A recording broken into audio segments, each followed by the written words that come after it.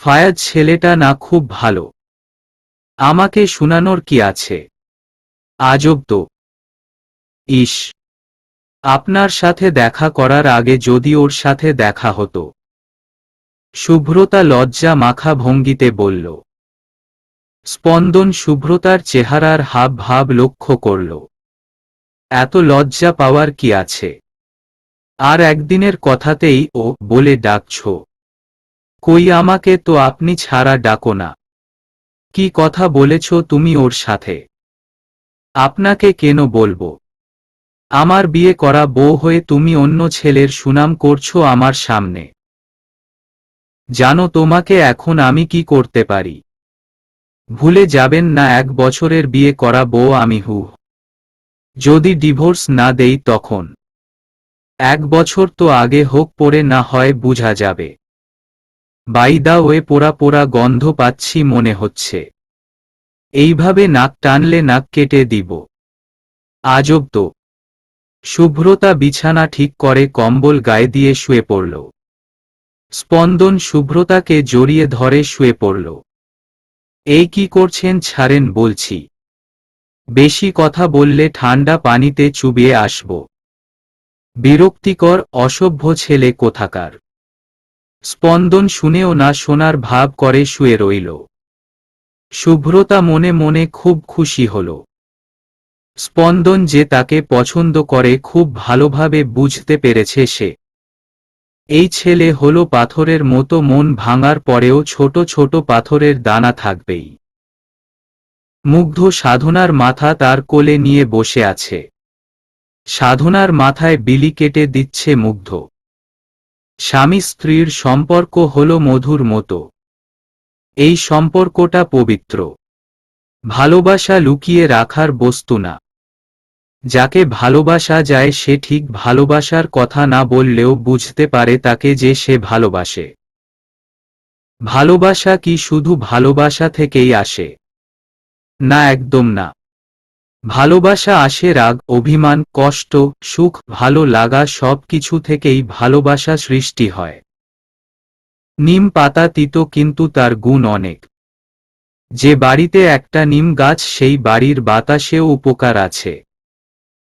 নিমের ডাল, পাতা, শেকড় সব কিছু থেকেই যেমন উপকার পাওয়া যায় ঠিক তেমনি একটা মানুষের রাগ, অভিমান, সুখ দুঃখ, ভালো লাগা, ঝগড়া, কথাবার্তা, কান্না, হাসি, চাল চলন সব কিছু থেকেই ভালোবাসা সৃষ্টি হতে পারে।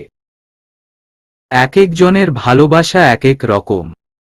কেউ বা সুন্দর চেহারা দেখে ভালোবাসে, আবার কেউ বা সুন্দর মন দেখে ভালোবাসে। ভালোবাসার মাঝে গায়ের রং কোনো ফ্যাক্ট না। আর কয়েকটা মাস পর আমার ছোট্ট বাবুটা আসবে। আমাকে বাবা বাবা বলে ডাকবে। আমি ঘোড়া সেজে তাকে পিঠে উঠিয়ে খেলব। অনেক অনেক খেলনা এনে দিব। তার ছোট্ট ছোট্ট হাতগুলো আমার মুখে হাত বুলিয়ে দিবে। আমার আঙ্গুল ধরে হাঁটবে। তোমাকে আম্মু আম্মু বলে ডাকবে। দেখো কি সুন্দর দৃশ্য। সাধনা মুগ্ধর কথা শুনে হেসে দিল। বাচ্চাদের মতো কথা বলছে মুগ্ধ। আচ্ছা, আমাদের মেয়ে হলে কি নাম রাখবে? ছেলে হলে নাম রাখবো দ, আর মেয়ে হলে রাখব মুগ্ধতা। মুগ্ধতা নামটা আমার ভীষণ পছন্দের। বাবা মেয়ের সেম নাম, হাহাহা। মুগ্ধ সাধনার হাসি দেখতে লাগল। এই তো কলেজের সেই চঞ্চল মেয়েটি খিলখিল করে হেসে কলেজ মাঠ দিয়ে যাচ্ছে। হাতে ফোন, আশেপাশে কি হচ্ছে বুঝতে পারছে না সে। মুগ্ধ এক ইম্পর্টেন্ট কাজে সেখানেই যাচ্ছিল। ভীষণ রেগে আছে সে। রাগের মাথায় ফোনে কাউকে বকা ঝকা দিচ্ছে। সাধনা ফোনের দিক থেকে মনোযোগ সরিয়ে ছেলেটির রাগান্বিত মুখ দেখতে ব্যস্ত হয়ে পড়ে।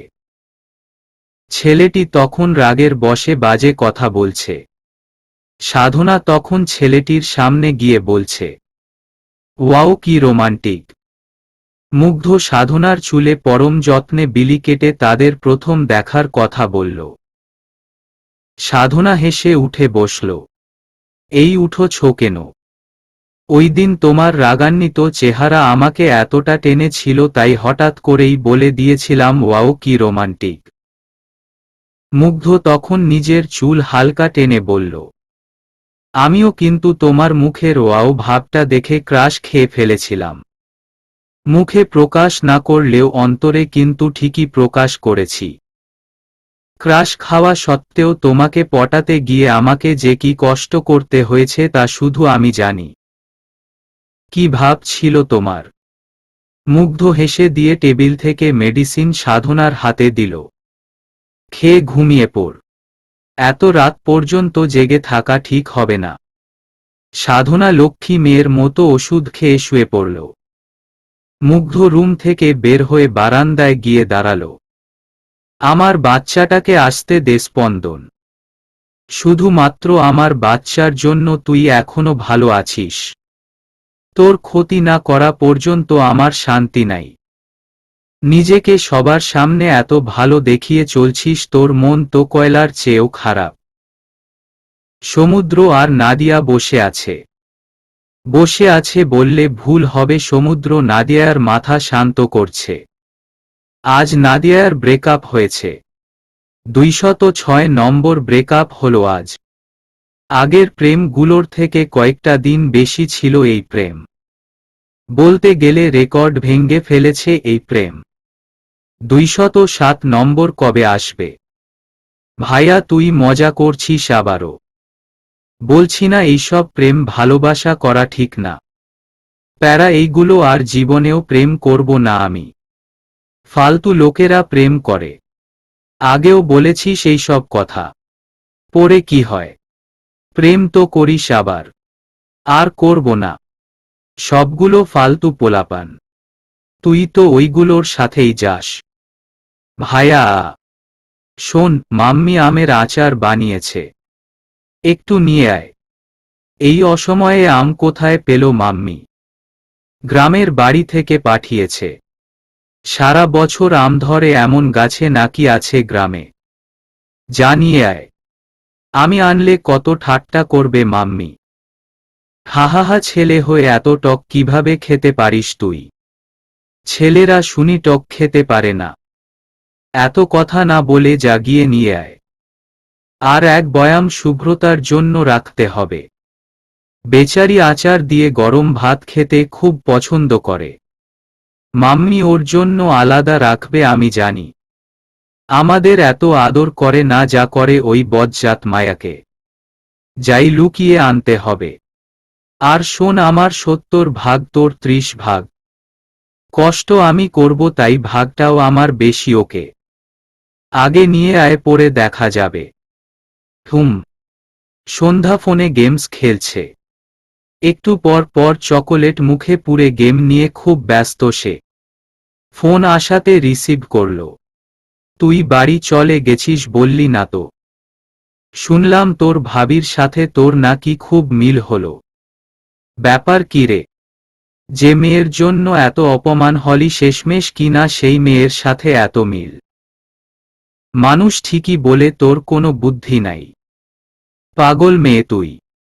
আমি পাগল না। আমাকে পাগল বলবে না তুমি। কেন বলবো না?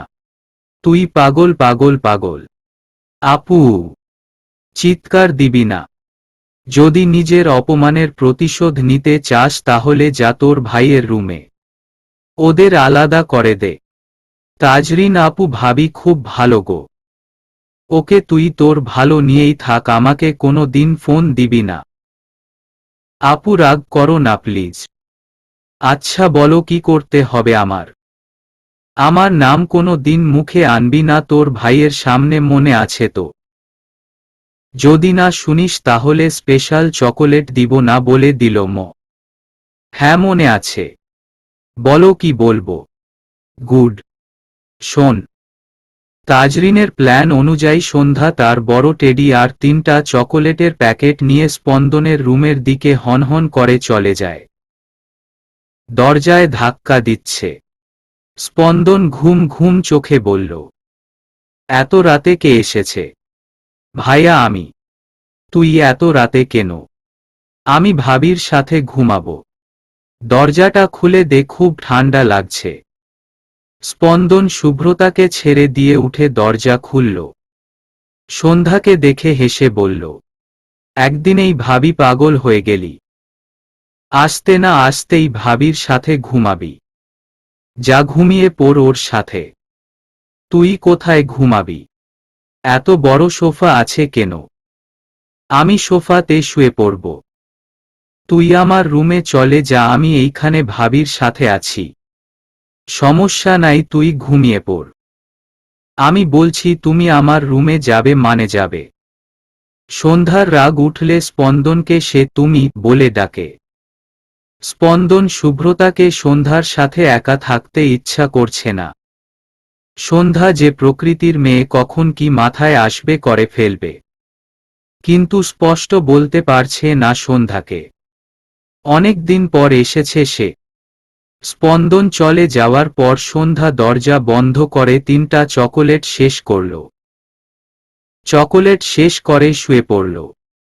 অন্যদিকে তাজরিন ফোনের আশায় বসে আছে। কাজ হয়েছে কিনা তা জানাতে বলেছে সে সন্ধ্যাকে। কিন্তু সন্ধ্যার ফোন না আসাতে রাগে নিজের হাত নিজে খামচে ধরছে।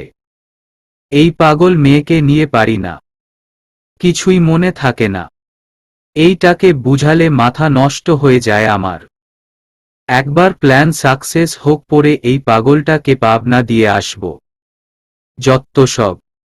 তাজরিনের সাথে স্পন্দনের সম্পর্ক ভালো না। তাজরিন একদিন সবার সামনে স্পন্দনকে প্রপোজ করেছিল, কিন্তু স্পন্দন রিজেক্ট করে। এই অপমান ওর আগে সন্ধ্যাকে তার হাতিয়ার হিসেবে ব্যবহার করছে। সন্ধ্যাকে স্পন্দন ভেবে শুভ্রতা ঘুমের ঘোরে করে জড়িয়ে ধরে। সকালে ঘুম ভাঙ্গার পর সন্ধ্যাকে দেখে অবাক হল। কিছু বলতে যাবে, কিন্তু সন্ধ্যার ঘুমন্ত মুখ দেখে কিছু ইচ্ছা করছে না বলতে। আবারও সন্ধ্যাকে জড়িয়ে ধরে শুয়ে রইল। দরজার সামনে দাঁড়িয়ে স্পন্দন শুভ্রতাকে ডাকছে, এই শুনতে পাচ্ছ আমার কথা? দরজাটা খুলো, ফ্রেশ হতে হবে। শীতের সকালে কম্বলের নিচ থেকে উঠতে কার ভালো লাগে? গরম শরীর ঠান্ডা করা এক ধরনের বিরক্ত। তবুও স্পন্দনের চিৎকারে উঠতে হলো তাকে। দরজা খুলে স্পন্দনকে দেখে চমকে গেল শুভ্রতা। সারা রাত ঘুমাননি, চোখ ফুলে আছে। এইখানে বালিশ কেন?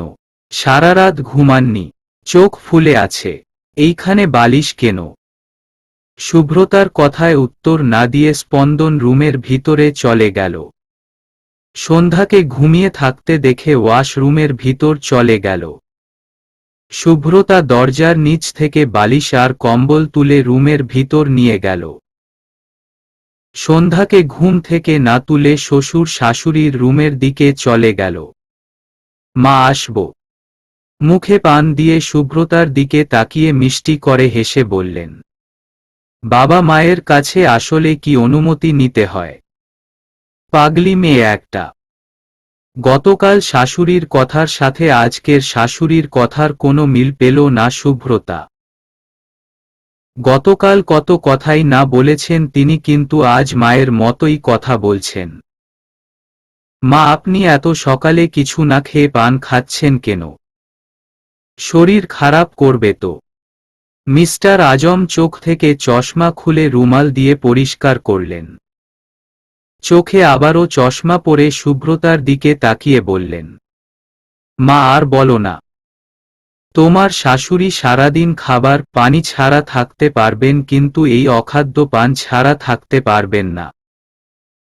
কি যে মধু পাইছে এই পানে কি জানি। তুমি কি নিজে তো সারাদিন বই আর বই নিয়ে পড়ে থাকুন। সংসারের বলে একটা কথা আছে, তা তো উনি ভুলেই গেছেন। তুমি কথায় কথায় আমার বইগুলোকে অপমান করো কেন? আজব অসভ্য মহিলা।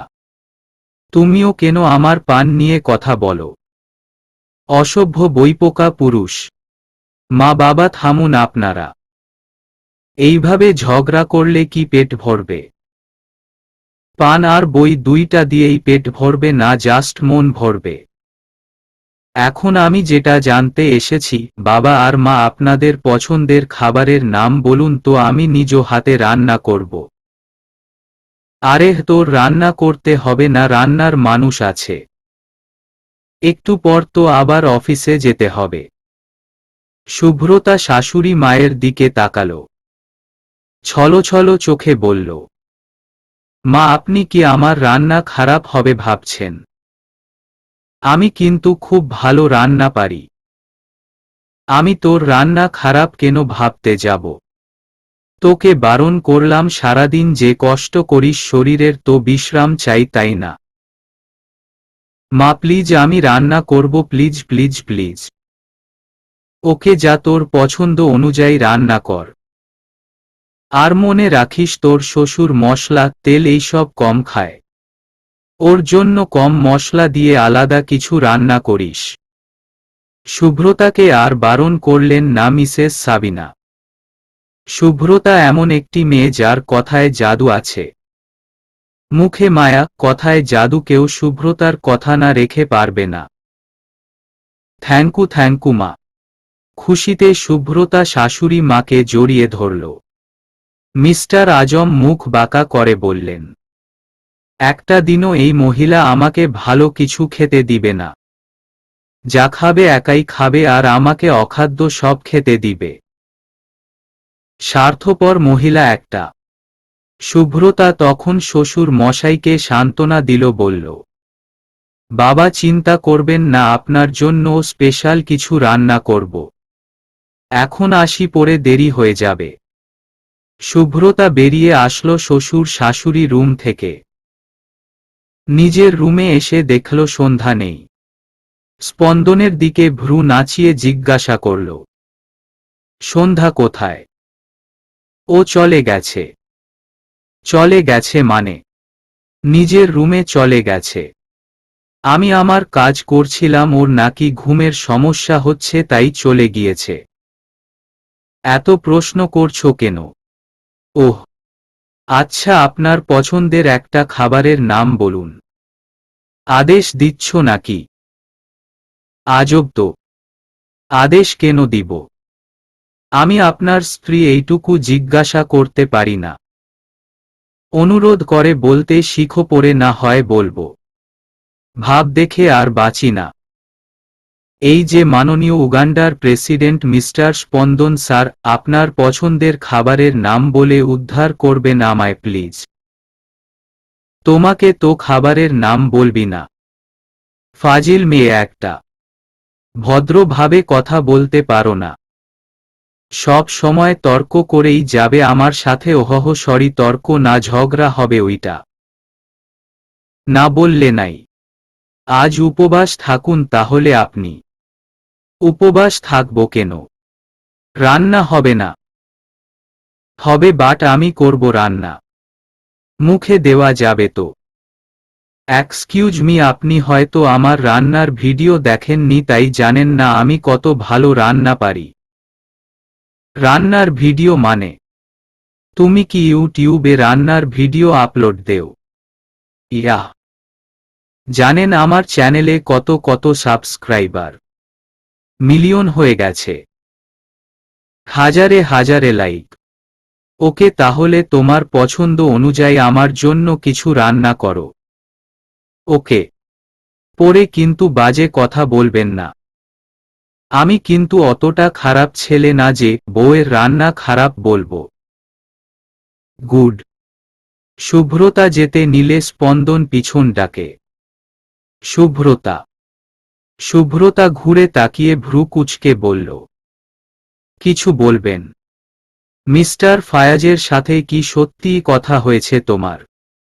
শুভ্রতা স্পন্দনের কথায় এক গাল হেসে দিয়ে বলল, আপনি যেহেতু আজ আমার সাথে ভালোভাবে কথা বলেছেন তাই সত্যি বলছি, উনার সাথে কোনো কথা হয় নাই আমার।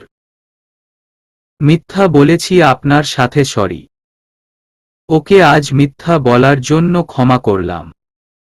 পরের বার কিন্তু ক্ষমা নাই। বাই দা ওয়ে, মধুলতা আর চাচা চাচিদের সাথে একটু আগে কথা হয়েছিল আমার। মধু তো খুব খুশি, ও নাকি এখন পেট ভরে খেতে পারে। ওর এখন নাকি বেশি শীত করে না। ওর শরীরে এখন নাকি আগুন পোশাক। খুব খুশি মেয়েটি জানো। এলাকার ঘর বাড়ি, স্কুল, কলেজ, মাদ্রাসা তৈরি হতে সময় লাগবে কিছু। সত্যি আপনি কত ভাবছেন ওদের নিয়ে। আপনাকে অনেক অনেক ধন্যবাদ স্যার আমাকে এমন একটি কাজে নেওয়ার জন্য।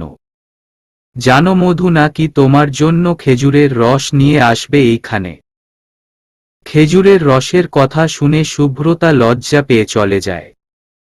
ওই দিনের রাতের সব কথা মনে পড়ল তার। ঈশ্বর কি লজ্জা। শুভ্রতা সবার জন্য অনেক কিছু রান্না করেছে। সন্ধ্যার জন্য বানিয়েছে স্পেশাল এক রান্না। ডিম, আলু, টমেটো ও আটা দিয়ে রোল। সবাই যখন খাবার খাচ্ছিল সবাই শুভ্রতার রান্নার প্রশংসায় পঞ্চমুখ। স্পন্দন তো খাবার ছেড়ে উঠার নামেই করছে না। শ্বশুর মশাই তো তৃপ্তি করে খেয়েই যাচ্ছেন। শাশুড়ি মা তখন বললেন, এত খেও না, শরীর খারাপ করবে। মিস্টার আজম চোখে মুখে বিরক্তির ছাপ নিয়ে বললেন, আমার খাবারের দিকে নজর না দিল কি তোমার খাবার হজম হবে না? তুমি খাচ্ছ কিছু কি বলেছি আমি? রাক্ষসীর মতো তো সব খাচ্ছ, এমন কি প্লেট হাতের আঙ্গুল সব চেটে চেটে খেয়ে ফেলছ, কিছু তো বলছি না আমি। তাহলে আমার খাবার নিয়ে এত মাথা ব্যথা কেন তোমার? এতদিন তো ছাই পাস খেয়ে যাচ্ছি, আজ এত মজার খাবার খাচ্ছি তাই একটু বেশিই খাচ্ছি, তবুও সমস্যা তোমার। বাবা গো বাবা, একটা কথা বলেছি আর উনি 1000টা উত্তর দিয়ে দিল ন। সরি আর বলবো না, প্লিজ খাও তুমি। শুভ্রতা মুখে হাত দিয়ে হাসছে। ওর খুব ভালোই লাগে শ্বশুর শাশুড়ির এই খুনসুটি দেখতে। সন্ধ্যা রোল খাচ্ছে আর বলছে, ইয়াম্মি ইয়াম্মি হয়েছে ভাবি। খুব মজা, কিভাবে বানিয়েছ এই রোল বলবে? কেন বলবো না।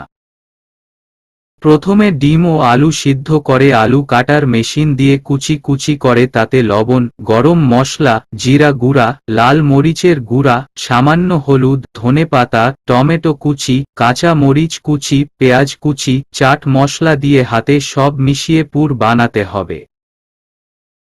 অন্য একটি পাত্রে আটা নিয়ে তাতে সামান্য লবণ, খাবার তেল দিয়ে মিশাতে হবে, পরে অল্প অল্প পানি দিয়ে রুটি বানানোর খামি বানাতে হবে।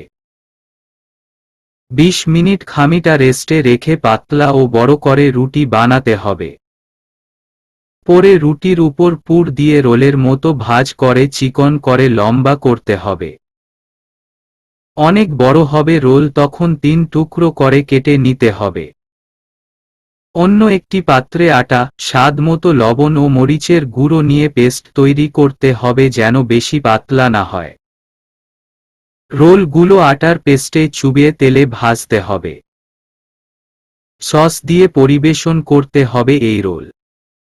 স্পন্দন শুভ্রতার কথা শুনে সন্ধ্যার কাছ থেকে কেড়ে নিল একটি রোল। সস দিয়ে রোল খেতে খেতে বলল, আম্মু আজকের পর থেকে রান্নার কাজ শুভ্রতা করুক। ভাবছি শুভ্রতাকে একটা রেস্টুরেন্ট খুলে দিব। আমরা খেতে পারলাম, সাথে অন্যরাও।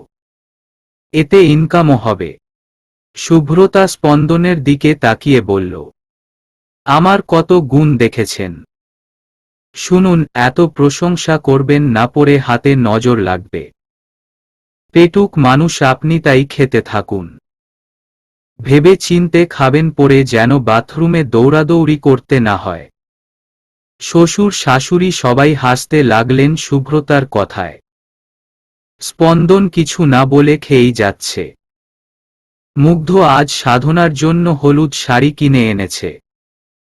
হলুদ শাড়ি, হলুদ চুড়ি, গাজরা সাধনার হাতে দিয়ে বলল, আজ ঘুরতে যাব। আমি বাহিরে অপেক্ষা করছি। মুগ্ধ বাহিরে দাঁড়িয়ে অপেক্ষা করছে।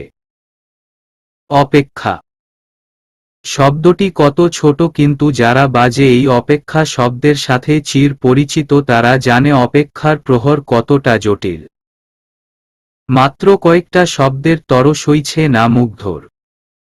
মুগ্ধকে দেখে মনে হচ্ছে কত বছর ধরে সে অপেক্ষা করছে সাধনার জন্য। সাধনাকে দেখার জন্য সে আর অপেক্ষা করতে পারছে না। নিজেকে সামলিয়ে চোখ বন্ধ করে দাঁড়িয়ে আছে সে। শুনছ? মুগ্ধ চোখ বন্ধ করে আছে। সাধনাকে দেখার সাহস পাচ্ছে না সে। সাধনা মুগ্ধর সামনে গিয়ে দাঁড়াল। কি হলো, চোখ খুলছ না কেন? পরীকে দেখার জন্য আরেকটু ওয়েট করছি। পরীটাকে? আমার সামনে দাঁড়িয়ে যে কথা বলছে। হলুদ ড্রেসে তুমি আমায় আরো একবার দেখেছিলে, মনে আছে? সেই জন্যই তো আরেকটু অপেক্ষা করছি। আমার হলুদিয়া পাখিটাকে দেখতে একটু ধৈর্য ধরছি। আমি এতক্ষণ দাঁড়িয়ে থাকব। মুগ্ধ চোখ খুলে সাধনাকে দেখে দুবার চোখের পাতা ফেলল। হলুদিয়া পাখি, সোনারি বরণ। পাখিটি ছাড়িলকে? পাখিটি ছাড়িলকে রে আমার? পাখিটি ছাড়িলকে? মুগ্ধর গান শুনে সাধনা বলল, পাখিটাকে ছেড়েছে বলেই তো পাখিটা তার ভালোবাসার মানুষের সাথে থাকতে পারছে। ধন্যবাদ দেওয়া উচিত না যে পাখিটাকে ছেড়েছে? হা, ঠিক তো। চলো আমরা কোথায় ঘুরতে যাই। এই সময় একটু আকটু প্রকৃতির সাথে দেখা করা উচিত। চলো। পৃথিবীটা সত্যিই খুব অদ্ভুত। কোথায় কখন কার সাথে দেখা হবে বোঝা মুশকিল। পৃথিবীটা নাকি গোলাকার। পথে ঘাটে হাজারো মানুষ চলাচল করে। কেউ কারো দিকে তাকানোর সময় পায় না। ব্যস্ত শহরের মানুষগুলো বড্ড ব্যস্ত। মন খুলে কথা বলার মতো কাউকে খুঁজে পাওয়া যায় না। সব কিছুতেই মানুষ কিছু না কিছু বাহানা খুঁজে। এই যেমন তুমি এক অদ্ভুত বাহানা ধরে বসে আছো শুভ্রতা। কতক্ষণ ধরে তোমার সাথে কথা বলতে চাচ্ছি আর তুমি এই বাহানা সেই বাহানা করেই যাচ্ছ। মেয়ে মানুষদের মন এত কঠোর হওয়া ঠিক না। শুভ্রতা এতক্ষণ বসে বসে মিস্টার ফায়াজের বকবক শুনে যাচ্ছে। এই লোকটা উপন্যাসিক কথা বলে। শুভ্রতার কাছে ভালো লাগে কথাগুলো, কিন্তু লোকটা অন্য কিছু ইঙ্গিত করে সব বুঝেও শুভ্রতা মাথা ঠান্ডা রেখে বলল, স্যার, আমি আপনাকে তুমি করে বলার জন্য অনুমতি দেইনি। হতে পারে আমি সামান্য একজন এমপ্লয়, কিন্তু আমারও নিজস্ব মতামত আছে। ফায়াজ নিজের অবস্থান চেঞ্জ করল। লজ্জা পাওয়া সত্ত্বেও লজ্জা ভাব না নিয়ে হেসে উঠল। Sorry miss. Sorry sir, miss নয় মিসেস হবে। ভুলে যাবেন না আমি মিস্টার স্পন্দন স্যারের স্ত্রী। ওহ সরি মিসেস শুভ্রতা, আপনি একা কেন এসেছেন? মিস্টার স্পন্দন কোথায়? উনি এসে পড়বে কিছুক্ষণের মধ্যে। আমরা একসাথেই বাসা থেকে বের হয়েছিলাম, বাট রাস্তায় উনার এক ইম্পর্টেন্ট ফোন আসে, তাই উনি চলে যায়। কিসের ইম্পর্টেন্ট ফোন? উনি আজ এক মাদ্রাসায় কিছু অর্থ প্রদান করবেন, তাই ওইখানে চলে গিয়েছেন। আচ্ছা, তাহলে চলুন আমরা একটু আড্ডা দেই মিস্টার স্পন্দন না আসা অবধি। সরি স্যার, আমার অনেক কাজ আছে, আজ আড্ডা দিতে পারবো না। Please don't mind. Okay. Fayaz আজ কোনো কাজ না থাকা সত্ত্বেও স্পন্দনের সাথে দেখা করতে আসে। দেখার করার প্রধান কারণ শুভ্রতা। শুভ্রতার কণ্ঠ তার অনেক ভালো লেগেছে। সেই কণ্ঠ শোনার জন্য অজুহাত দেখিয়ে অফিসে আসলো সে। শুভ্রতা কাজ করছে। হাতের আঙ্গুল দিয়ে কলম বার ঘুরাচ্ছে। খুব মনোযোগ সহকারে কাজ করছে সে। হঠাৎ একটি ফোনে শুভ্রতার সমস্ত মনোযোগ নষ্ট হয়ে গেল। হ্যালো, কে বলছেন? আপু, আমি সাধনা বলছি। কেমন আছিস? সাধনা তুই? এইটা কি নিউ নাম্বার তোর? হ্যাঁ আপু। বল না কেমন আছিস? খুব ভালো আছি। তোর ফোন পেয়ে খুব খুব ভালো লেগেছে। এখন বল তুই কেমন আছিস? আমিও খুব ভালো আছি আপু। আপু একটা সুখবর আছে। কি সুখবর? তুই খালামণি হতে যাচ্ছিস। শুভ্রতা কিছুক্ষণের মধ্যে একটা ঘরে চলে গেল। শুভ্রতা জানে সাধনা পালিয়ে গিয়ে বিয়ে করেছে। তার মানে বিয়ে মাত্র 20 দিন, এই 20 দিনে কিভাবে সাধনা প্রেগনেন্ট হতে পারে? কিন্তু তোর বিয়ে তো মাত্র। আপু আমি অনেক বড় ভুল করে ফেলেছি, আবেগের বশে, প্লিজ রাগ করিস না। চিন্তা করিস না, আমার বেবির বাবার সাথেই আমার বিয়ে হয়েছে। জানিস ও না খুব ভালো, আমার অনেক যত্ন করে, খুব ভালোবাসে আমাকে। যে ছেলে বিয়ের আগে এইরকম নোংরা একটি কাজ করতে পারে সে কখনো ভালো হয় না সাধনা। এইখানে তো শুধু ওর দোষ নেই, আমারও দোষ আছে, তার মানে কি আমিও খারাপ আপু? বল আমি খারাপ? তুই আমার বোন হয়ে এমন নোংরা একটি কাজ করবি কোনো দিন ভাবতে পারেনি। ছি, লজ্জা করে না তোর এক ছেলের সাথে প্রেম করে অন্য ছেলের সাথে এমন করতে? বিয়ে পর্যন্ত চলে গিয়েছিল কিন্তু তুই কি করলি? বিয়ের আগে আব্বু আম্মুর বা আমাদের পরিবারের চিন্তা না করে ওই বাজে ছেলের হাত ধরে পালিয়ে গেলি। এখন কোনো সাহসে ফোন দিচ্ছিস আমাকে? তোর কাজের পরিণতি এখন আমাকে ভোগ করতে হচ্ছে। আমার সাথে এমন না করলেও পারতি তুই। আপু আমি মানছি আমি ভুল করেছি, এই জন্য যা শাস্তি আমাকে দে তুই, কিন্তু আমার বাচ্চাটাকে তোর আর আব্বু আম্মুর আদর থেকে বঞ্চিত করিস না প্লিজ আপু, প্লিজ।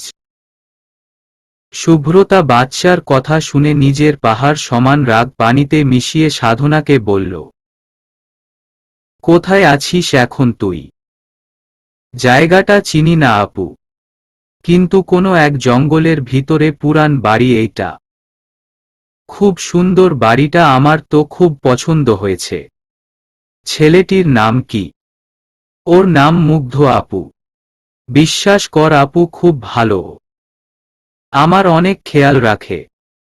প্রতিদিন নিজ হাতে খাইয়ে দিবে, সময়মত মেডিসিন খাওয়াবে। কোনো কাজকর্ম আমাকে করতে দেয় না। কি করে মুগ্ধ? আমি তো জানি বিজনেস করে, কিন্তু কিসের বিজনেস তা জানি না। শোন তুই আমাকে মুগ্ধের সব ইনফরমেশন আমাকে দিবি। আমি খোঁজ নিয়ে দেখব ছেলেটা কেমন। ওকে আপু তুই ওকে সন্দেহ করছিস? সন্দেহ করার মতোই তো কাজকর্ম করেছিস তোরা। শোন এখন আমি অফিসে আছি, পরে কথা বলবো। আব্বু আম্মুকে ফোন দিবি না একদম। ওনারা কিন্তু তোকে বাজে কথা বলবে, তোর যা অবস্থা এখন ওইসব কথা ভালো লাগবে না। ওকে আপু, love you. Love you too. Bye, পরে কথা হবে। ওকে আপু। শুভ্রতা ফোন কেটে দিয়ে ঝিম ধরে বসে রইল। সাধনা বিয়ে করেছে এতে কোনো সমস্যা নেই, কিন্তু বিয়ের আগে যে ও এমন ধরনের বাজে কাজ করবে ভাবতেই কষ্ট লাগছে ওর। অভাগা যেদিকে তাকায় নদীও নাকি শুকায়, ঠিক এখন শুভ্রতার সাথে যা ঘটল শুভ্রতার তাই মনে হল। স্পন্দন মেসেজ দিয়েছে। কেন না কি কেন? এমন অদ্ভুত প্রশ্নের উত্তর খুঁজে পাচ্ছে না শুভ্রতা। এমনিতে সাধনার চিন্তায় সে শেষ, এখন আবার স্পন্দনের অদ্ভুত প্রশ্ন। দুইটার মানে তো একটাই, তাই না? তোমাকে বাংলা কে শিখেছে? কার কাছে বাংলা পড়তে? স্কুলের এক ম্যাম শিখেছেন। কেন? আবারও কেন লিখছ কেন? কেন অর্থ কোনো কিছু কিনার কথা বুঝায়, আর কেন অর্থ প্রশ্ন করাকে বুঝায়। আশ্চর্য! তুমি পড়ালেখা শেষ কিভাবে করলে? শুভ্রতা লজ্জা পেয়ে বলল, শুনুন এইগুলো টাইপ মিস্টেক। বুঝছি। এখন বলেন কেন মেসেজ দিল না? শুনো, আমার আজ আসতে দেরি হবে, তুমি আমার কেবিনে গিয়ে নীল রঙের একটি ফাইল পাবে। ওই ফাইলে কিছু সমস্যা আছে, কম্পিউটারে চেক করে সমস্যা সমাধান করো। Okay sir. শুভ্রতার কাছে আজকাল কাজ করতে একটুও ভালো লাগে না। কাজের চাপ দেখলেই মাথা ভো ভো করে তার।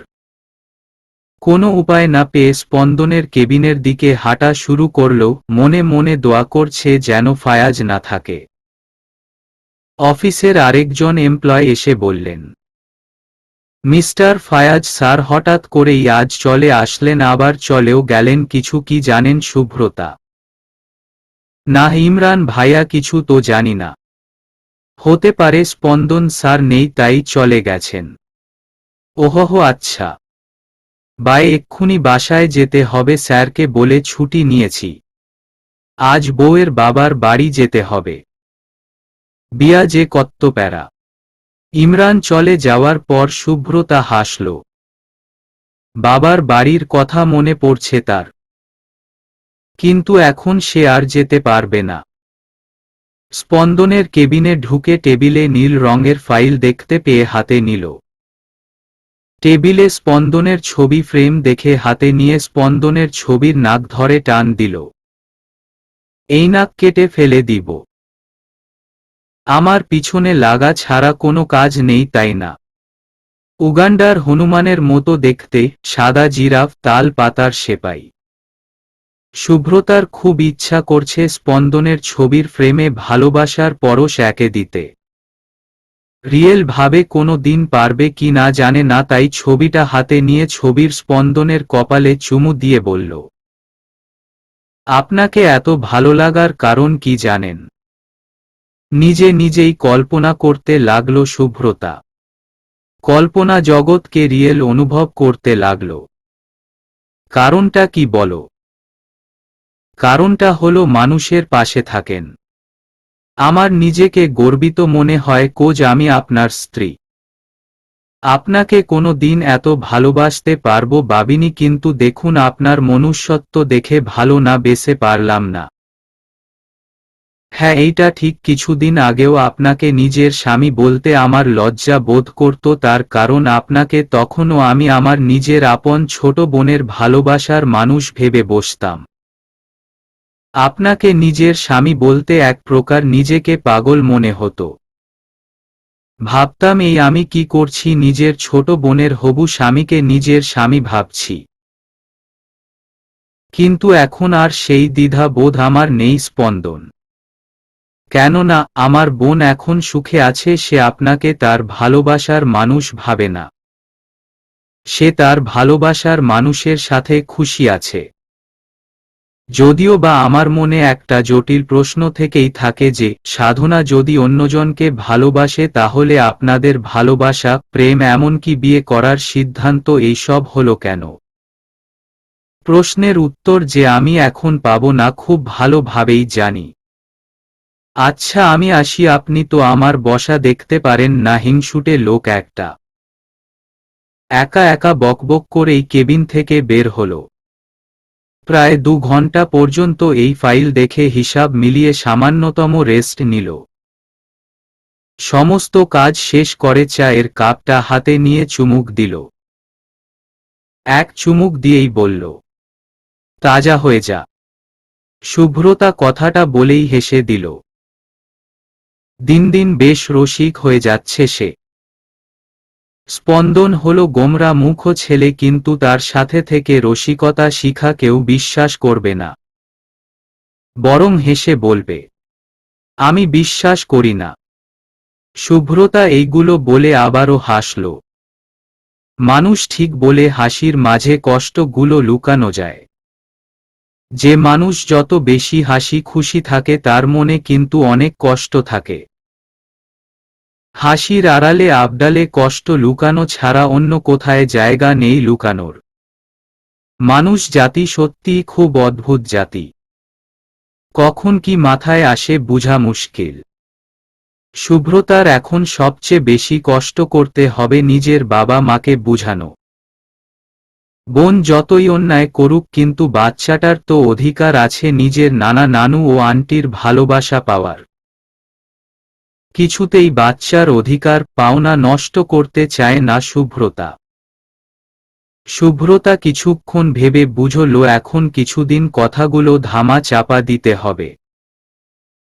এত বড় একটা শখ পেয়েছেন শুভ্রতার বাবা, আগে সেই শখ থেকে উঠা দরকার।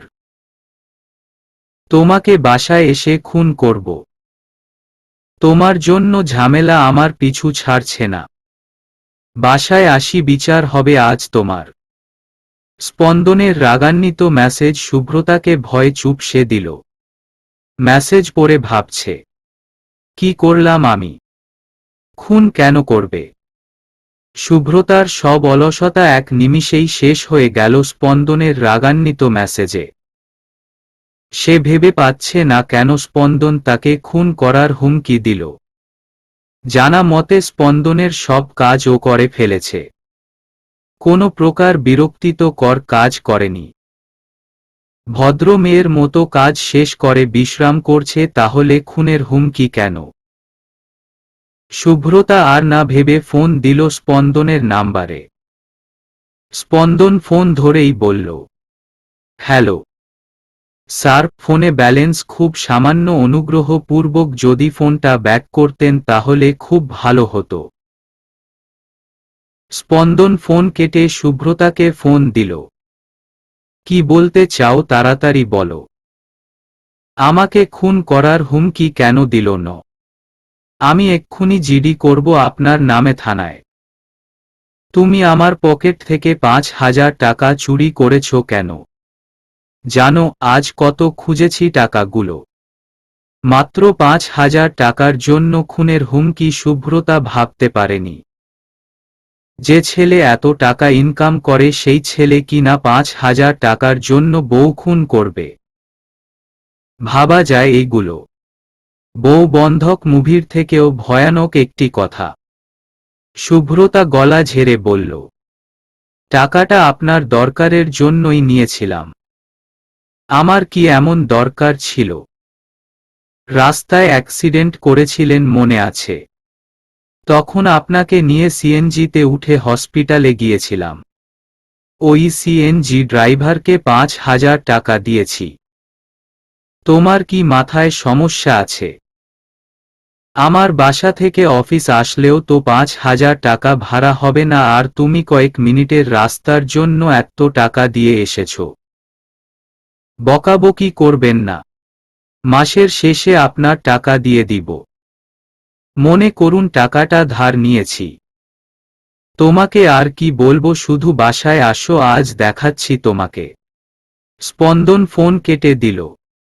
বেচারি শুভ্রতা বড্ড ভয় পাচ্ছে বাসায় যেতে। অফিস ছুটি হওয়ার টাইম চলে এসেছে। ভাবতে ভাবতে বেচারি ঠিক করল আজ বাবার বাসায় চলে যাবে। বাবা মার জন্য মনটা এমনিই খুব খারাপ। এখন ওইখানে গেলে স্পন্দনের বকা খেতে হবে না, আবার বাবার মায়ের সাথে দেখাও করতে পারবে। যেই ভাবা সেই কাজ। কাগজপত্র গুছিয়ে হাত ব্যাগ নিয়ে সোজা অফিস থেকে বের হয়ে রিকশা নিল। অনেকটা পথ যেতেই রাস্তায় সমুদ্রকে দাঁড়িয়ে থাকতে দেখে শুভ্রতা রিকশা থামিয়ে সমুদ্রকে ডাক দিল, এই সমুদ্র। সমুদ্র শুভ্রতাকে দেখে কিউট করে হাসি দিল। শুভ্রতা রিকশা থেকে নেমে ভাড়া দিয়ে সমুদ্রের কাছে চলে গেল। তুই এইখানে গার্লফ্রেন্ডের জন্য বুঝি ওয়েট করছিস? শালা কতদিন ধরে বলছি দেখা করা, কিন্তু মিথ্যা বলে ধামা চাপা দিচ্ছিস, আজ তো ভাবি দেখেই যাব। আমার মুন্ডু দেখবি। কতবার বলেছি এই প্রেম ভালোবাসা আমাকে দিয়ে হবে না। তোদের কথা শুনে জীবনে একটা প্রেম করছিলাম, পরে কি হলো? গার্লফ্রেন্ড আমাকে তার এক্স বানিয়ে চলে গেল। আমার দ্বারা প্রেম ভালোবাসা হবে বলে মনে হয় তোর? তা অবশ্য ঠিক। একটা গার্লফ্রেন্ড যে ছেলে সামলাতে না পারে সে আবার প্রেম করবে? তোর থেকে নাদু অনেক ভালো, ডবল সেঞ্চুরি করে ফেলেছে মেয়েটা। হাহাহা, শুন ওর তো ব্রেকআপ হয়ে গেছে। জানা কথা ব্রেকআপ যে হবে। নতুন কিছু বল। তুই এইখানে কি করছিস? দুলাভাই কোথায়? বাসায় যাব রে। উনাকে বললে দিবে না তাই লুকিয়ে যাচ্ছি। দুলাভাই তো দেখছি বউ পাগল হয়ে গেছে। আচ্ছা শোন, তোর জন্য আম্মু আমের আচার রেখেছে। অনেক বলছিল তোর শ্বশুর বাড়িতে দিয়ে আসার জন্য, কিন্তু উনারা কি মনে করবে তাই যাইনি। যেহেতু এখন তুই তোর বাসায় যাচ্ছিস, আমি আর নাদু সকালে ওইখানে যাব। আমার শ্বশুর শাশুড়ি খুব ভালো রে। কিছু মনে করবেন না উনারা। কেন এসেছিস এইখানে? আর বলিস না, নাদু বায়না ধরেছে সে নাকি ফুলের বাগান করবে, তাই আসলাম ফুল কিনতে। প্রেম করার চেয়ে বাগান পরিচর্যা করা ভালো। বাট এইখানে তো কোনো ফুল দেখতে পাচ্ছি না। ফুল সব বিক্রি হয়ে গেছে। চল বাসায় চলে যাই, আরেক দিন কিনব। ওকে চল। সমুদ্র আর শুভ্রতা আরেকটি রিকশা ঠিক করল। দুই বেস্ট ফ্রেন্ড বাদাম খাচ্ছে আর কথা বলছে। সমুদ্র ছেলেটা অন্য রকম। যে বয়সে ছেলেরা প্রেম করে, মেয়েদের পিছনে দৌড়ায়, সে বয়সে সে এখনো প্রেম করতে পারছে না। শুভ্রতা আর ওদের ফ্রেন্ডরা মিলে যেও একটা ঠিক করেছিল, কিন্তু সমুদ্র মেয়েটিকে সময় না দিয়ে, কোথায় ঘুরতে না যেয়ে, আলাদা কথা না বলে, এক কথায় বয়ফ্রেন্ডের তালিকায় পড়ে না সে, এই জন্য মেয়েটি তাকে বয়ফ্রেন্ড নামক শব্দটির আগে এক্স লাগিয়ে দিয়ে চলে গেছে। শুভ্রতা বাবার বাসায় আসার পথে মিষ্টি ও কিছু ফল কিনে নিয়ে গেল। দরজার কাছে এসেই কলিং বেল বাজাতে লাগল। শুভ্রতার মা মিসেস রেহেনা বেগম দরজা খুলে নিজের বড় মেয়েকে দেখে ঝাপটে ধরলেন। বিয়ের পর মাকে এইভাবে ভুলে গেলি তুই? জানি মান অভিমান হয়েছে আমাদের প্রতি, এই জন্য এইভাবে ভুলে যাবি। আম্মু যদি ভুলেই যেতাম তাহলে কি আর আসতাম? এখন কি আমি বাহিরে দাঁড়িয়ে কথা বলবো? আয় মা, ভিতরে আয়। তোর আব্বু এক্ষুনি চলে আসবে। শুভ্রতা বাসার ভিতরে এসে নিজের বাড়ি ঘুরে ঘুরে দেখতে লাগল। মনে হচ্ছে কয়েক বছর পর সে এসেছে এই বাড়িতে। ছোটবেলার স্মৃতি, ছোট থেকে বড় হওয়া সব কিছুই এই বাড়ি থেকে হয়েছে। আম্মু যখন বকা দিত তখন মনে মনে ভেবেছি, কেন যে এখনো ছোট আমি, কবে বড় হব, কবে বিয়ে হবে, কবে শ্বশুর বাড়ি যাব, কিন্তু আজ সব স্বপ্নই পূরণ হয়েছে। তবে ছোটবেলার মধুর মুহূর্তগুলো ধরা ছোঁয়ার বাহিরে চলে গেছে। ঈশ্বর আবারও যদি ছোটবেলায় ফিরা যেত, খুব খুব ভালো হতো। ওই শুভ্রু, কি ভাবছিস এত? কিছু না আম্মু। আচ্ছা আম্মু, সাধনার সাথে কথা হয়েছে তোমাদের?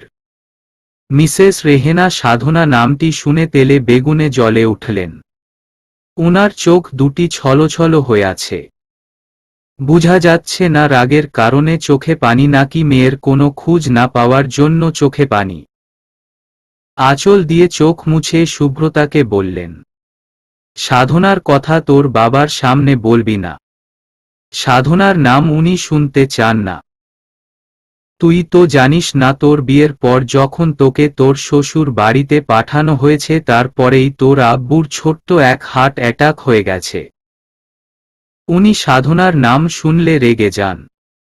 আমি চাই না সাধনার জন্য উনার কিছু হয়ে যাক। শুভ্রতা মায়ের মুখে এমন কষ্টকর কথা শুনে মায়ের দিকে তাকিয়ে বলল, আমাকে বললে না কেন? বিয়ের পর বুঝি আমি পর হয়ে গেছি? আমাকে এত সহজে পর করে দিল তোমরা। নতুন বিয়ে, তাই টেনশন দিতে চাইনি। শোন, ফ্রেশ হয়ে আয়, কিছু খাবার খেয়ে আড্ডা দিব। বাই দা ওয়ে, স্পন্দন কোথায়? আর তোর জামা কাপড় কোথায়? ঝগড়া করে কি এসেছিস? আম্মু তোমাকে শিক্ষিকা মানায় না গোয়েন্দা গিন্নি মানায়? আসতে না আসতেই পুলিশের মতো প্রশ্ন ছুঁড়ে মারছ। নিজের বাড়িতে কি এখন আর আসতে পারবো না? হইছে মা আমার, যা ফ্রেশ হয়ে আয়।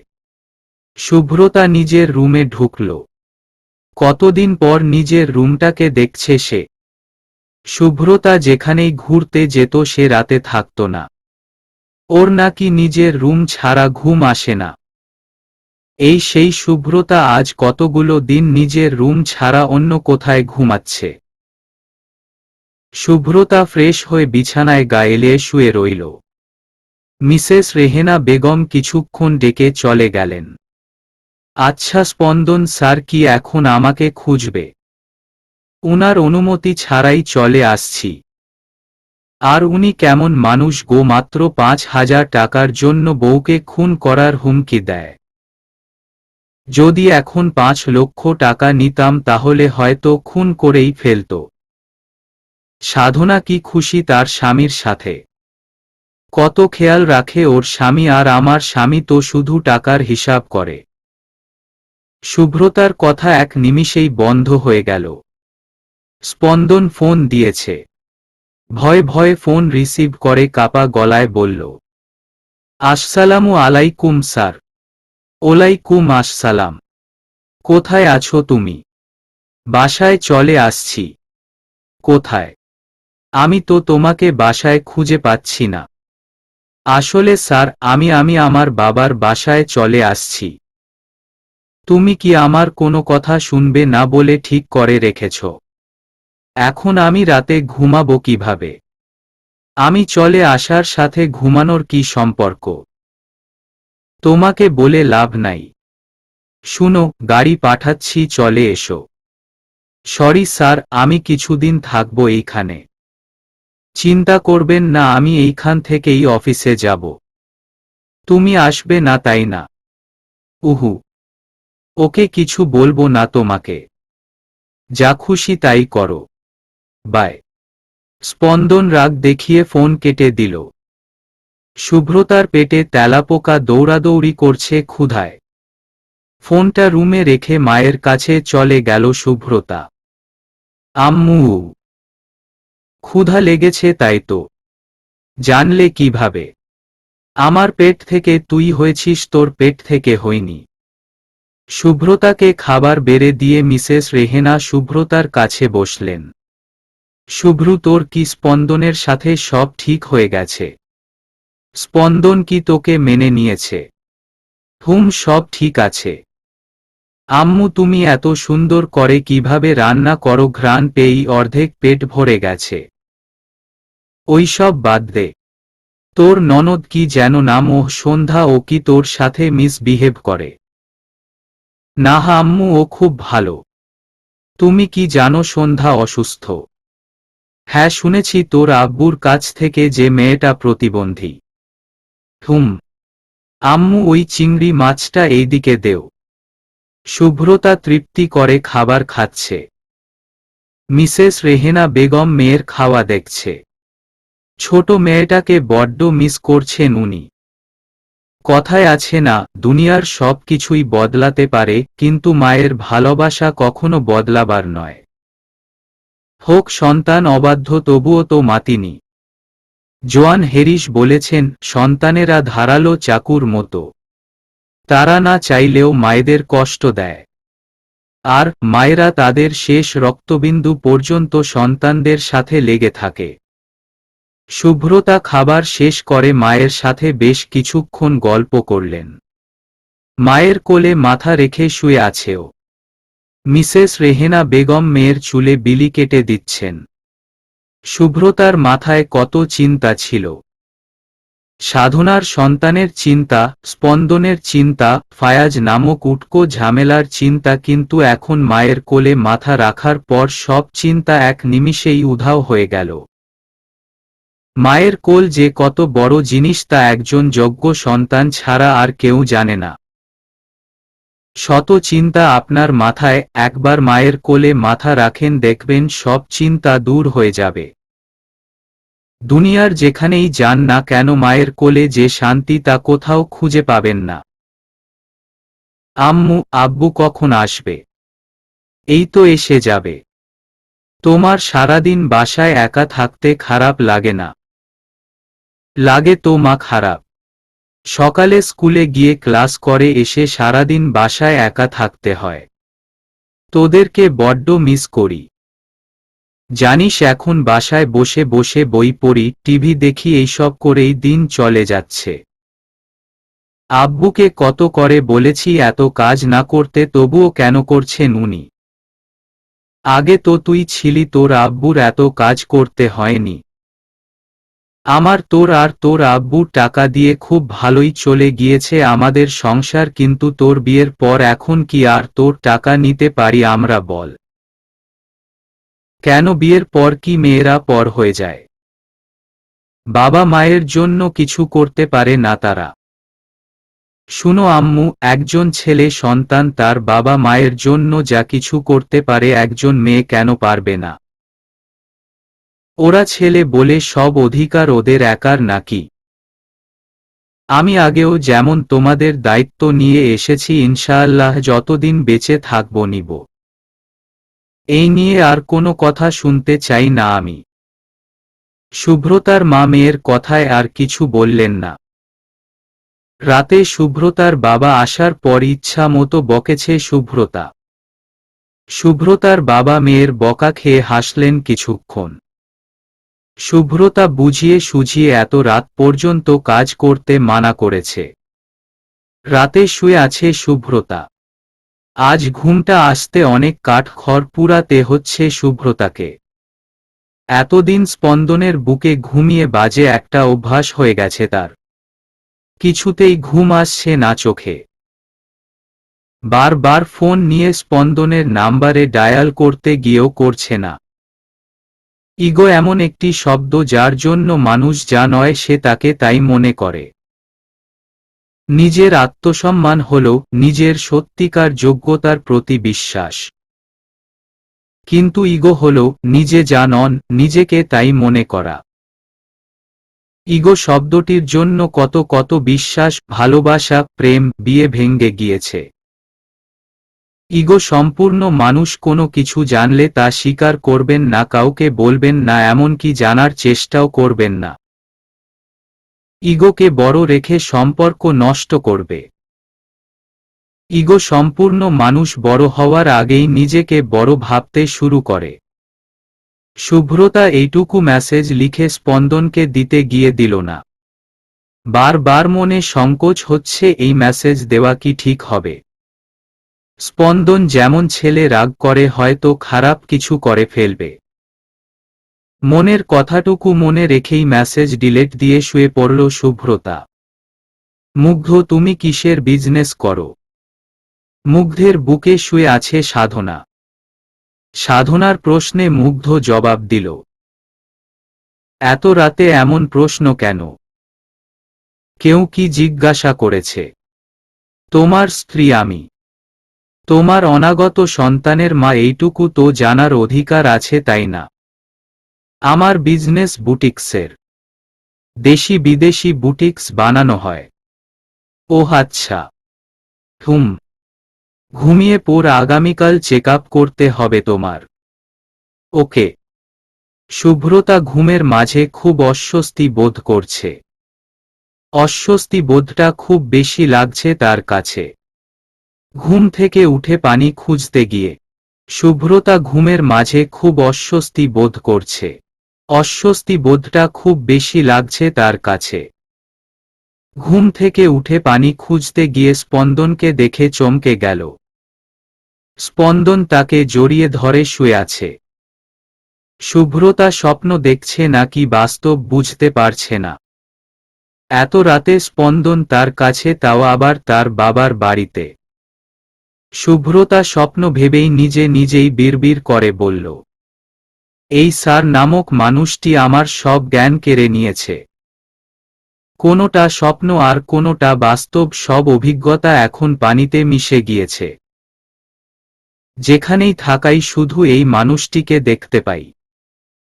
পাগল হয়ে যাব আমি, পাগল হয়ে যাব। পাগল হবে না, পাগল হয়ে গেছো অলরেডি। এত রাতেও বক বক করছো। শুভ্রতা চমকে উঠে বলে উঠল, স্বপ্নের স্যারের কথাগুলোও বাস্তবের স্যারের মতো। বাস্তবেও নিরামিষ, স্বপ্নেও নিরামিষ একটা লোক। মাঝে মাঝে মন চায় টয়লেট ঝাড়ু দিয়ে উনার নিরামিষ গিরি বন্ধ করি। আরেকবার কথা বললে তোমাকে এক্ষুনি তোমাদের টয়লেটের ঝাড়ু দিয়ে মেরে মাথা থেকে ভূত সরাবো, মাইন্ড ইট।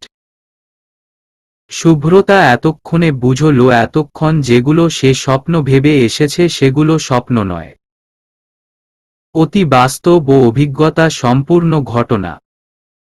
ভয়কে জয় করে চোখ বন্ধ করে শুভ্রতা তার মনের ভিতরের প্রশ্ন স্পন্দনকে ছুঁড়ে মারল। স্যার, আপনি এত রাতে এইখানে কি করছেন? খুন করতে আসেননি তো? আমি আমার শ্বশুরের বাসায় এসেছি, নিজের বউয়ের কাছে এসেছি।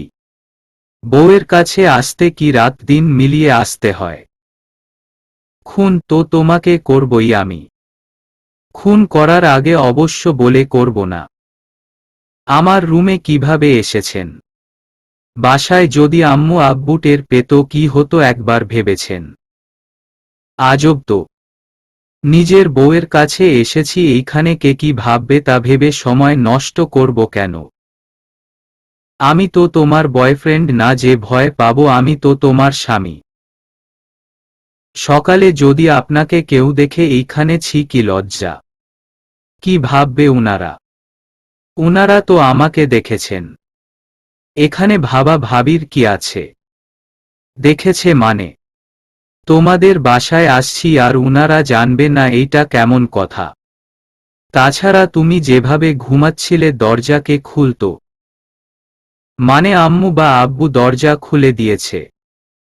শুভ্রতা স্পন্দনের কথা শুনে ধম করে বসে পড়ে। স্পন্দন বিছানা থেকে উঠে বালিশ পেটের কাছে নিয়ে খাটে হেলান দিয়ে বসল। আজ শাশুড়ি মা যে খাবার আমাকে খাইয়েছে দেখো, একদিনেই ভুঁড়ি হয়ে গেছে। কখন এসেছেন আপনি?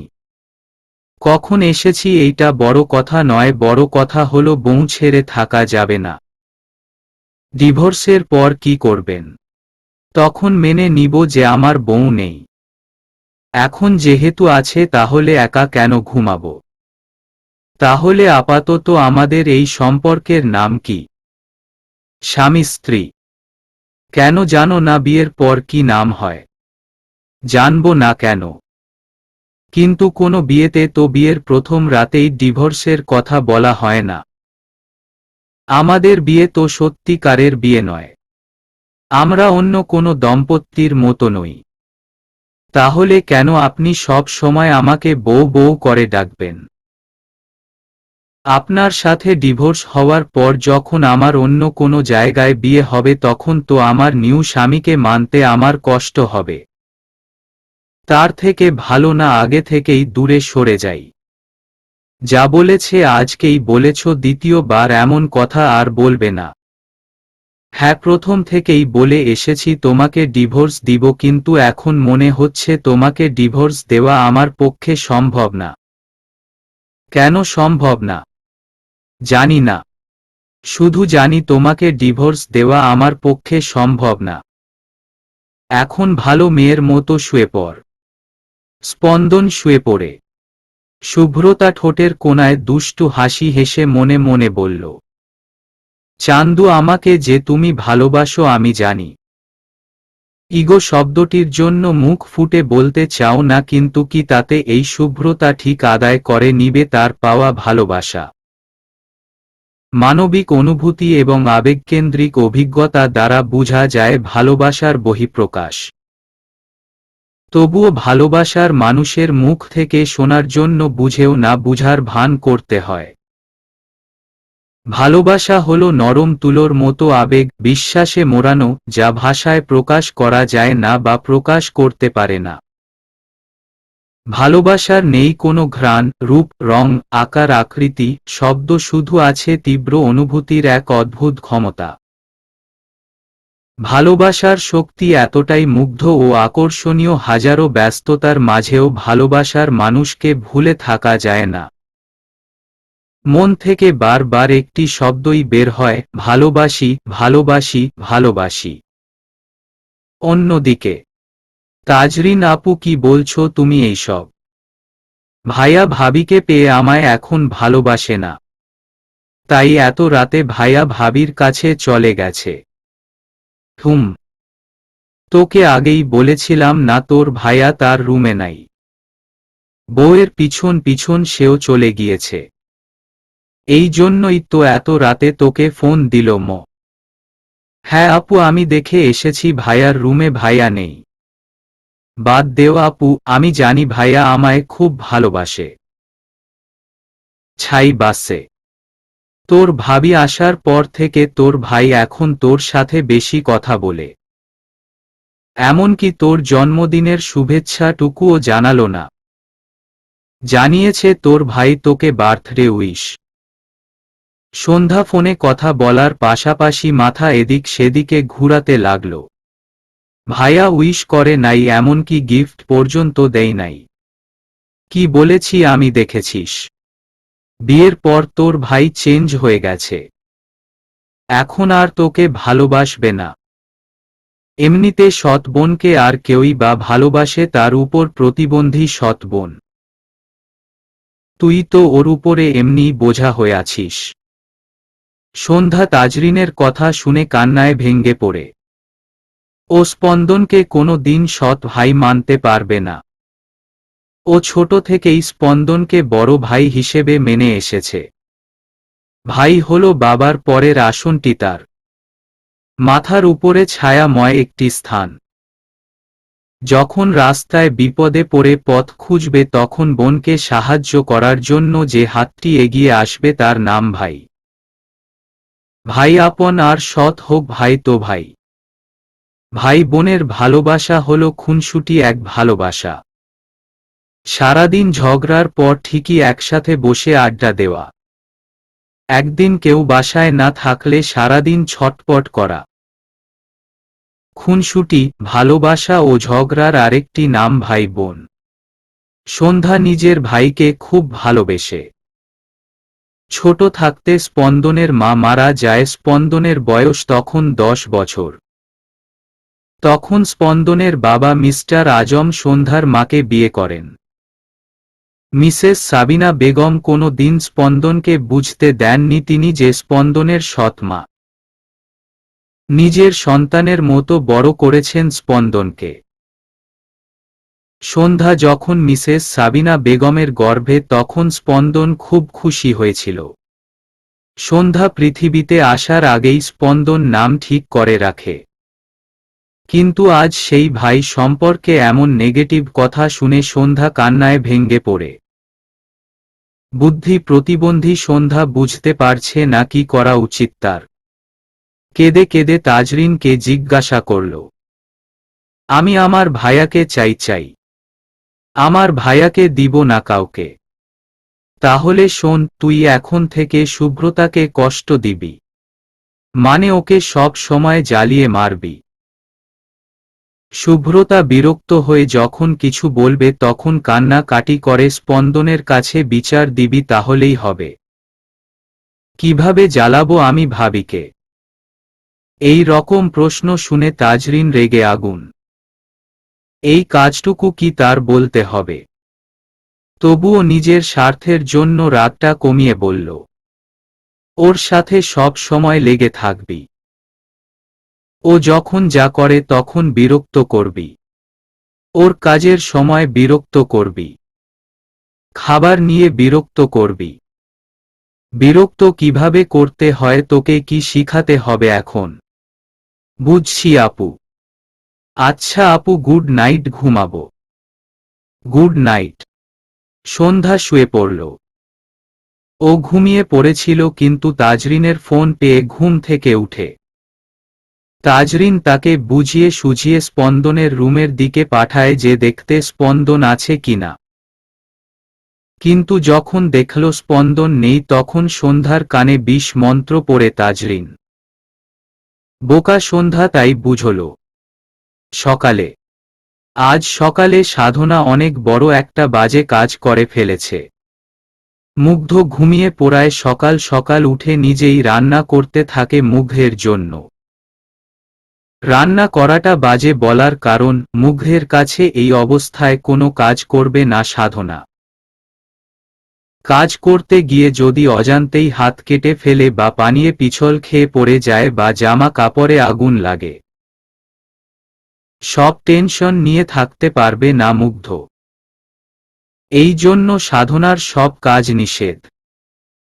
মুগ্ধ নিজেই রান্না করে, কিন্তু আজ সাধনা লুকিয়ে রান্না করতে লাগল।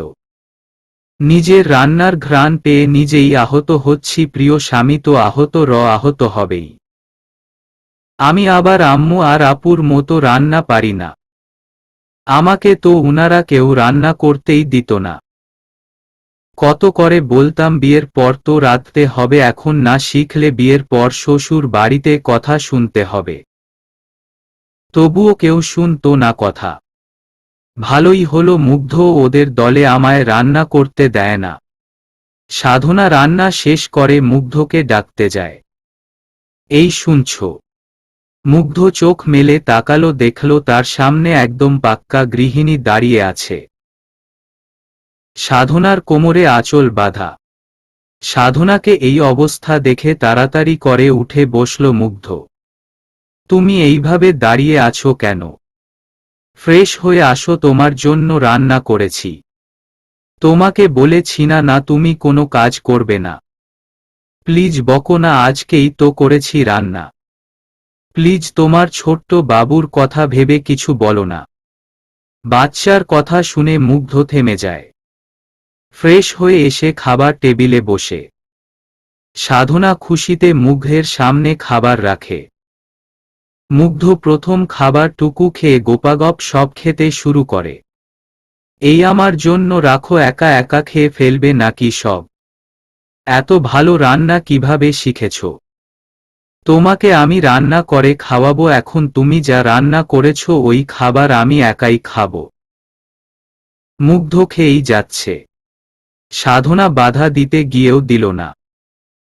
ওর রান্না যে মুগ্ধ এত আনন্দ নিয়ে খাবে কোনো দিন ভাবতে পারে নাই।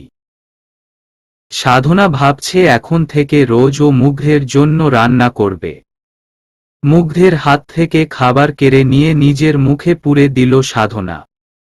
খাবার মুখে দেওয়ার সাথে সাথেই বমি করে দিল সাধনা। মুগ্ধ খাবার রেখে সাধনাকে জড়িয়ে ধরল। কঠিন গলায় বলল, আমার কথা না রেখে কি মজা পাও তুমি বলতো? আগেই বলেছি খাবে না, শুনলে না আমার কথা। নিজেকে আর আমার বাচ্চাকে কষ্ট দিতে খুব ভালো লাগে তাই না? বুঝো না তোমাদের কষ্ট আমার কাছে পাহাড় সমান কষ্ট লাগে।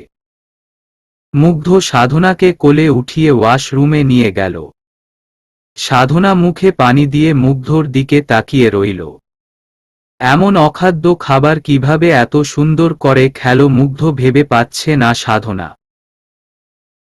নিজের হাতে রান্না করা খাবার প্রথম লোকমা মুখটা দিতে না দিতেই সে বমি করে একাকার, আর সেখানে মুগ্ধ কোনো অভিযোগ ছাড়াই গোপাগপ খেয়ে যাচ্ছিল। এমন বিচ্ছিরি খাবার কিভাবে খাচ্ছিলে?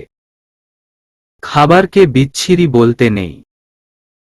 আর আমার কাছে ভালো লেগেছে, আমি খেয়েছি, তোমার তাতে সমস্যা থাকার কথা নয়। হলুদ আর রসুনের পরিমাণ খুব বেশি হয়ে গেছে। তাছাড়া লবণ তরকারিতে নেই বললেই চলে। ঝালের পরিমাণও বেশি ছিল। এক কথায় খুব জঘন্যতম রান্না হয়েছে। আমি মুখে দিতে পর্যন্ত পারলাম না। মুগ্ধ সাধনাকে আবার কোলে তুলে বিছানায় শুয়ে দিল। সাধনার হাত নিজের হাতের মুঠোয় নিয়ে খেলতে খেলতে বলল, তুমি কি জানো হলুদে প্রচুর পরিমাণ ফাইবার, পটাশিয়াম, ভিটামিন বি6, ম্যাগনেসিয়াম ও ভিটামিন সি থাকে ও কারকিউমিন নামক রাসায়নিক থাকে যা বিভিন্ন রোগের হাত থেকে আমাদের বাঁচায়। ভাবছি এখন থেকে তুমি আর আমি প্রতিদিন সকালে কাঁচা হলুদ খাবো, কেন জানো? সকালে ঘুম থেকে উঠে কাঁচা হলুদ খেলে যে ত্বকের ঔজ্জ্বল্য বাড়ে, খাবার ঠিকমতো হজম হয়, তার উপর হৃদরোগ ভালো হয়। হলুদকে অনেক সময় মিরাকল হার্ব বা অলৌকিক ভেষজ বলা হয়ে থাকে। কিন্তু আজ তো হলুদ একদম অতিরিক্ত হয়ে গেছে, যা খাওয়া তো দূর, মুখে নেওয়াই যাচ্ছে না। সাধনার কথা শুনে মুচকি হাসল মুগ্ধ। হাসি দেখে মনে হচ্ছে যে সাধনার কথায় বেশ মজা পাচ্ছে। সাধনা রেগে গিয়ে বলল, হাসার মতো কিছু কি বলেছি আমি? শুনো মেরি জান, হলুদ তরকারিতে বেশি হয়েছে, বাট এতটাও বেশি হয়নি যে খাওয়া যাবে না। তুমি প্রেগনেন্ট, তাই তোমার কাছে এমন লাগছে। জানো, যারা প্রেগনেন্ট তারা মাছের গন্ধ নিতে পারে না। হালকা ঘ্রাণ থাকলেও তাদের কাছে অতিরিক্ত ঘ্রাণ মনে হয়। প্রথম কয়েকটা মাস এইভাবেই কাটাতে হবে, পরে ঠিক হয়ে যাবে। আমি তো তোমার তরকারিতে মশলার পরিমাণ সামান্য দেই যেন তোমার খেতে কোনো সমস্যা না হয়। এই জন্যই তো বলেছি তোমার রান্না করা খাবার আমি খাবো আর আমার রান্না করা খাবার তুমি খাবে। মানলাম হলুদ ঠিক আছে তোমার জন্য, কিন্তু লবণ, মরিচ এইগুলোর পরিমাণ নিয়েও কি কোনো সমাধান আছে তোমার কাছে? শুনো, আমাদের রাসূল সাল্লাল্লাহু আলাইহি ওয়াসাল্লাম কোনো দিন খাবার নিয়ে সমালোচনা করেননি। যদি রান্না ভালো না হতো তাহলে উনি উনার স্ত্রীদের কিছু বলতেন না, খুশি মনে চলে যেতেন। কেননা রান্না এক সময় ভালো হবে, এক সময় খারাপ হবে, এই নিয়ে স্ত্রীর সাথে ঝগড়া করা ঠিক না। সত্যিই তোমাকে স্বামী হিসেবে পেয়ে আমি খুব খুশি হয়েছি। মাঝে মাঝে তোমার কথাগুলো শুনতে খুব ভালো লাগে। আমার তো মনে হয় তোমাকে বিজনেসম্যান নয় ডক্টর ম্যান হলে বেশি ভালো মানাতো। তোমাকে তো আমার ডক্টর ডক্টর লাগে। চেহারায় যেন ডক্টর ডক্টরের ভাব আছে একটা। আমি বিজনেস করি, এইটাই আমার কাছে ভালো আছে। এইসব ডাক্তারি করা আমার পক্ষে সম্ভব না। সাধনাকে রুমে পায়চারি করতে দিয়ে মুগ্ধ সোজা রান্নাঘরে চলে গেল। প্রেগনেন্ট অবস্থায় সামান্য হাঁটা দরকার, তাহলে মা ও সন্তান দুইজনেই সুস্থ থাকে। শুভ্রতা স্পন্দনকে ঘুম থেকে উঠিয়ে সে তার মাকে হেল্প করতে রান্নাঘরে চলে গেল। আম্মু, এত সকালে এত কিছু কিভাবে রান্না করলে? এত কিছু কই করলাম? নতুন জামাই এসেছে, তার জন্য তো কিছু রান্না করতে হয়। জানিস, ছেলেটা রাতে এসে দরজায় দাঁড়িয়ে বারবার কলিং বেল বাজাচ্ছিল। এই শীতে ছেলেটা বাহিরে দাঁড়িয়ে কত কষ্টই না করছিল। অনেকবার কলিং বেল বাজার পর তোর আব্বু আর আমি আসি, এসে দরজা খুলে স্পন্দনকে দেখে অবাক হই। ছেলেটা খুব ভালো, তোকে খুব ভালোবাসে। মায়ের কাছ থেকে এমন কথা শুনে ভীষণ লজ্জা পেল শুভ্রতা। লজ্জাকে ধামা চাপা দেওয়ার জন্য বলে উঠল, তোমাদের জামাইকে রাতে এত খাবার খাইয়েছ, বেচারার একদিনেই ভুঁড়ি হয়ে গেছে। তোমার যে কত সুনাম করলো, আর তোমার রান্নারও। আর বলিস না, ছেলেটা মনে হয় কিছু না খেয়েই চলে আসছিল। মুখটা কেমন যেন লাগছিল। দেখেই মনে হয়েছে সারাদিন কিছু খায় নাই। খাবারের কথা প্রথম বলাতে না করেছিল, কিন্তু পরে হ্যাঁ বলে। শুভ্রতা স্পন্দনের কথা মনে মনে চিন্তা করতে লাগল। এই মানুষটা কাজের প্রতি এত মনোযোগী যে নিজের শরীরের কথা মনে থাকে না। গতকাল হয়তো কাজ বেশি ছিল, তাই সারাদিন না খেয়েই পার করে দিয়েছে। অসভ্য লোক একটা। কি ভাবছিস? কিছু না আম্মু। আজ কি অফিস যাবি? আজ শুক্রবার, অফ ডে জানো না? ঈশ্বর রে, ভুলে গেছি। আমি তো ভেবে রাখছিলাম আজ স্কুল থেকে ছুটি নিব, নতুন জামাই এসেছে বলে। দেখ, আজকের দিনটা আমাদের সবাইকে কিভাবে একসাথে বেঁধে দিল। কথাটা বলে মিসেস রেহেনা বেগম চোখ মুছলেন। নিজের ছোট মেয়ের জন্য বড্ড কষ্ট হচ্ছে। কোথায় আছে, কি করছে, কিছুই জানেন না উনি। শুভ্রতা মায়ের চোখের কোনো অজমে থাকা পানি দেখে বলল, সাধনা ভালো আছে আম্মু। তাছাড়া ও প্রেগনেন্ট। ওর স্বামী ওর খুব খেয়াল রাখে। ছেলেটা নাকি খুব ভালো। কিসের বিয়ে? প্রেগনেন্ট কিসের? স্বামী কি বলছিস বুঝিয়ে বল। শুভ্রতা তার মাকে সব ঘটনা খুলে বলল। নিজের ছোট মেয়ের এমন কুকীর্তির কথা শুনে আঁচল দিয়ে মুখ ঢাকলেন। কেঁদে কেঁদে বললেন, আমার মেয়ে হয়ে এমন একটি বাজে কাজ কিভাবে করলো ও? আমাদের কথা, আমাদের ভালোবাসা, শাসন কিছুই কি মনে নেই ওর? ছি! এইসব কথা যদি এখন তোর বাবা শুনে তাহলে যে কি হবে? আব্বুকে বলতে যাবে কেন? তাছাড়া সাধনার মুখে শুনেছি ছেলেটি মানুষ হিসেবে খুব ভালো, ভালো বিজনেস করে। আমাদের সাধনার যত্ন নেয়, ওকে খুব ভালোবাসে। এখন আমাদের উচিত নয় ওর সন্তানের কথা ভেবে ওদের ভুলগুলো ক্ষমা করে দিয়ে আবার একসাথে মিলে মিশে থাকি? তোর আব্বু কিন্তু এখন এইসব শুনলে খুব কষ্ট পাবে। ডক্টর বলেছেন বেশি টেনশন না করতে। কয়েকটা দিন যাক, পরিস্থিতি ঠিক হোক, পরে না হয় তুই আর আমি বুঝিয়ে বলবো উনাকে। এখন বললে পরে এতে বিপরীত কিছু হয়ে যেতে পারে। ওকে, তুমি যা বলবে তাই হবে। এখন চলো সবাই মিলে খাওয়া দাওয়া করে আড্ডা দেই। চল। শুভ্রতার আব্বু আম্মু, শুভ্রতা ও স্পন্দন একসাথে বসেই খাবার খেয়ে বেশ কিছুক্ষণ আড্ডা দিল। স্পন্দন আজ আর কোথায় যায়নি। শ্বশুর বাড়িতে তার বেশ লাগছে। শালা শালি না থাকা সত্ত্বেও আড্ডা দিতে খুব ভালোই লাগছে স্পন্দনের। শুভ্রতার আব্বু আম্মু খুব মিশুক ও বন্ধুসুলভ মানুষ। মেয়ের জামাইকে খুব সহজেই বন্ধুত্বে রূপান্তরিত করলেন তারা। আড্ডা শেষ করে শুভ্রতা তার রুমে এসে আয়নায় দাঁড়িয়ে চুল ঠিক করছে। স্পন্দন বিছানায় বসে শুভ্রতার দিকে তাকিয়ে বলল, বাসায় যাবে না? আমার এইখানে কিছুদিন থাকতে ইচ্ছা করছে। প্লিজ স্যার, আমি যাব না। তুমি তো দেখছি আমাকে ঘর জামাই বানিয়েই ছাড়বে। কিছুদিন পর মানুষজন বলবে, ওই দেখ ঘর জামাই আসছে। আমি এইখানে থাকার সাথে ঘর জামাই কোথা থেকে আসলো? তুমি যেখানে থাকবে আমিও তো সেখানেই থাকব। আপনাকে কে থাকতে বলেছে আজব?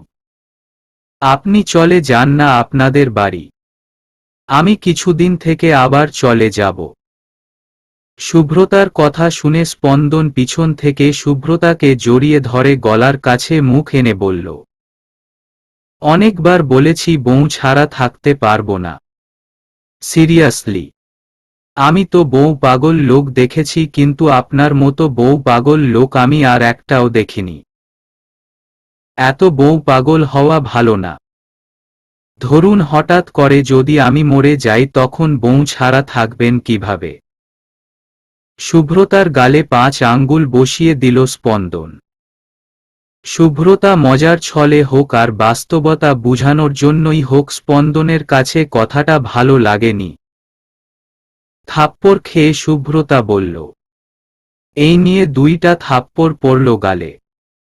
বউ ছাড়া থাকতে পারবে না, আবার বউয়ের গায়ে হাত তুলতে পারবে? এমন ভালোবাসা লাগবে না আমার। তোমাকে কে বলল আমি তোমাকে ভালোবাসি? ভালোবাসেন না তাই না? একদম না। ওকে, তাহলে আমিও আপনার সংসার করব না। আপনাকে ডিভোর্স দিয়ে আরেকটা বিয়ে করব, তখন আমার অনেকগুলো আন্ডা বাচ্চা হবে। তখন যদি আপনার সাথে দেখা হয়, আমি আমার আন্ডা বাচ্চাদের বলবো, ওই দেখ তোদের এক্স বাবা যাচ্ছে, যা কথা বল তোদের এক্স বাবার সাথে। আবারও পড়ল শুভ্রতার গালে আরেকটি থাপ্পড়। শুভ্রতা এইবার প্রায় কান্না করেই বলতে লাগল, এখন কি ভুল করেছি যে থাপ্পড় মারলেন? আন্ডা বাচ্চাদের এক্স বাবা নয়, বরং বর্তমান ও ভবিষ্যৎ বাবা হব আমি ওকে। এই রকম আজাইরা কথা আরেকবার বললে এক কথার জন্য 3টা করে থাপ্পড় মনে থাকবে। শুভ্রতা ভয়ে মুখে আঙ্গুল দিয়ে মাথা হেলিয়ে বুঝালো সে বুঝেছে। স্পন্দন মনে মনে ডেভিল মার্কা হাসি দিল। আজ থেকে তোমার ক্লাস শুরু মিসেস শুভ্রতা। আমার পিছনে লাগা বের করছি তোমার, হাহাহা। বাচ্চা মেয়ে একটা। চলবে।